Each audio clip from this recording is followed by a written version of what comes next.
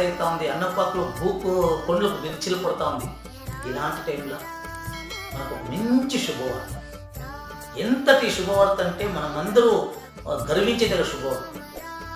ఐక్యరాజ్య సమితిలో ప్రపంచంలో ఐక్యరాజ్య సమితిలో తులసీదాస్ గారు రాసిన శ్రీరామచంద్ర మానస చరిత, తులసీదాస్ గారు రాసిన రామాయణం యొక్క సంపూర్ణమైన వైభవం తులసీదాస్ తన యొక్క దీంట్లో చెప్పినది. ఆ మహానుభావుడు రాసిన శ్రీరామచంద్ర మానస చరితని ఐక్యరాజ్య సమితిలో దాన్ని అందరికీ వినిపిస్తున్నారు. దాన్ని వినిపిస్తున్న మహానుభావుడు గుజరాత్లో ఉన్న 77 సంవత్సరాల వయసు అయిందే రమణ వారు. 77 సంవత్సరాలు వాళ్ళకి. చూడండి, వాళ్ళు ఇడీ ప్రపంచంలో